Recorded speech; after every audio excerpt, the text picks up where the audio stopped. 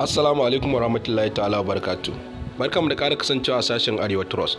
Karamanta an yau ne farkon shigowa a danna subscribe sana danna ƙararra domin samun sabbin shirye-shiryen mu da zarar mun dora. Yadda za ka gyara matsalan WhatsApp ɗinka wato GB WhatsApp naka.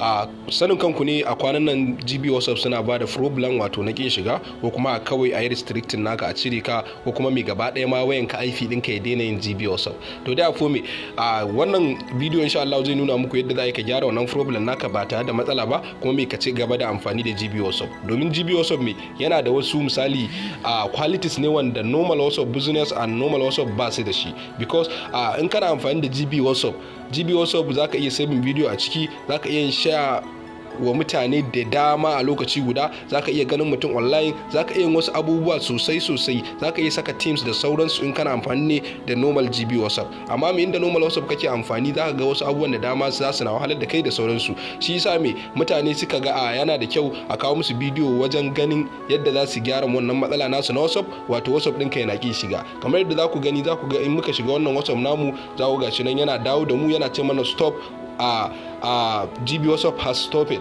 wato ainihin sun rufe mana GB WhatsApp ɗinmu ba za mu iya amfani da shi akan wannan wayan bagaci nan za ku na ganin abin da yake mana.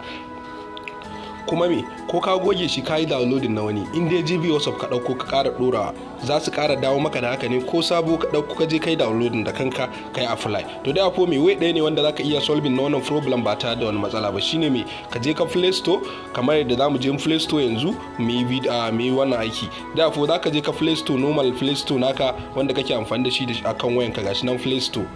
Gashi nan already za ku ga nan shine Play Store na kan kowane waya. In ka shigo Play Store kamar haka zaka shiga cikin shi haka, zaka rubuta clone.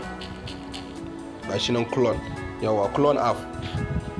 Kana shigowa wasu da dama na sun san clone app. Da kuwa clone akwai clone kala-kala a cikin kowane website na shi Play Store. Kana rubuta clone app zaka ga clone kala daban-daban, gashi nan shi ma wannan clone ne. To kowanne ka dauka zai maka aiki kuma insha Allah za ka yi ba tare da wani matsala ba. Kai tsaye mai ga da wanda za mu yi aiki nan, gashi nan super clone. Kuna ganin shi gashi nan super clone already mun yi install nashi, kai tsaye mai zai nuna mana open ne, za mu yi open nashi.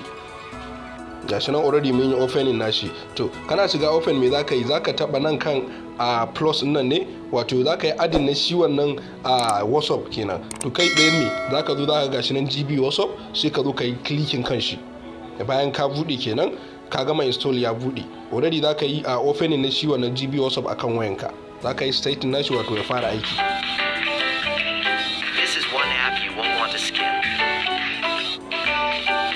Wannan talla ne na shi kan application din, already gashi nan mun yi skifin nashi. To zaka jira domin ya bude maka. To kana shiga zaka ga ya bude maka haka, wato GB WhatsApp ɗinka ya dawo zai ci gaba da aiki. Me zaka taba agree domin me ka bude shi wannan GB WhatsApp, ka saka phone number naka, ka yi register da sauransu, me ka ci gaba da amfani da GB WhatsApp. Amma mi kullum WhatsApp ɗinka in dai zaka shige shi sai dai kana shigowa ta ita cikin wannan super clone kamar yadda kuke gani ga ta nan super clone.